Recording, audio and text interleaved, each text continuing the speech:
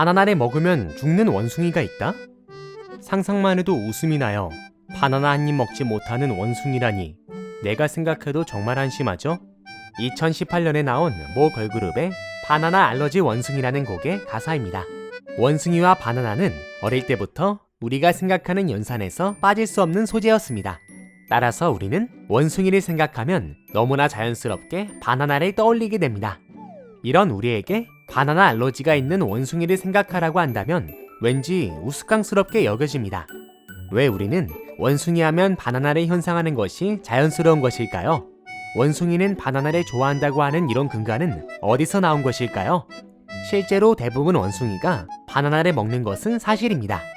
원숭이들이 주로 열대지방에 살고 있기 때문에 바나나 역시 열대성 식물인 점을 고려해보면 원숭이가 왜 바나나를 좋아한다고 알려져 있는지 이해할 수 있습니다.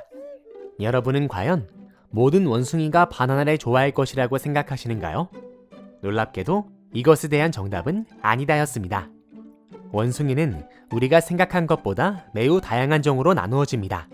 원숭이의 종류만 해도 10과 약 50속, 200여 종으로 분류된다고 합니다. 이처럼 다양한 종류만큼이나 식성도 달라서 어떤 원숭이는 곤충류나 식물 같은 것을 먹기도 하고 심지어 작은 동물을 잡아먹는 원숭이도 있습니다. 대표적으로 바로 비비원숭이라 불리는 원숭이죠. 비비원숭이는 열매나 곤충을 주로 먹지만 토끼나 작은 동물을 잡아먹기도 합니다. 그렇지만 이 비비원숭이와는 달리 바나나를 본의 아니게 싫어하게 된 원숭이가 있다고 합니다. 바로 본 내용의 주인공 코주부 원숭이인데요. 코주부 원숭이는 말레이시아 보르네오 섬에 살고 있는 긴꼬리 원숭이과의 포유류입니다.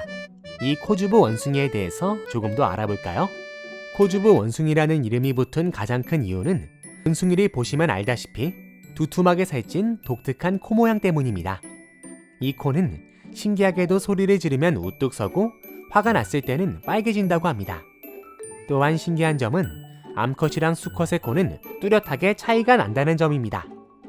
수컷은 최대 10cm 아래로 늘어져 덜렁이는 매우 길고 커다란 코를 가져 코주부라는 말이 잘 어울리지만 반면 암컷의 코는 훨씬 짧고 앞으로 솟아있어 현지에서는 마치 백인의 코 같다는 별명이 있습니다.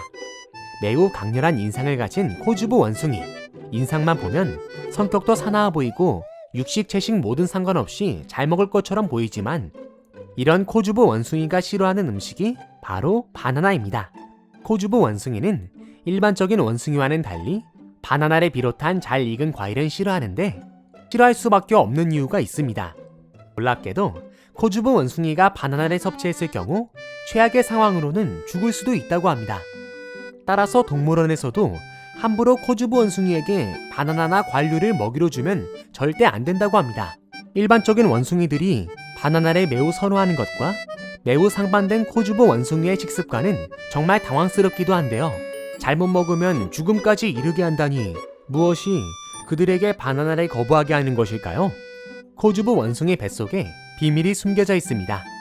코주부 원숭이의 소화기관에는 셀룰로스 분해균이 존재하는데 이것은 오직 풀과 나뭇잎을 비롯한 식물성 먹이만 소화해 과일 속의 당분에 매우 취약하게 작용을 하기 때문입니다. 따라서 코주부 원숭이는 어린 나뭇잎 같은 식물을 주로 먹습니다. 어릴 때 우리가 배웠던 원숭이는 바나나를 좋아한다는 이야기는 코주부 원숭이에게는 어쩌면 매우 위협적인 상식이 될 수도 있을 것 같네요. 같은 사람도 인종에 따라서 취약 부분이 있듯이 원숭이 역시 각자의 서식 환경과 종류에 따라서 원숭이의 주식으로 여겨졌던 바나나가 생명을 앗아갈 만큼 위협적일 수 있다는 점 명심해야겠습니다.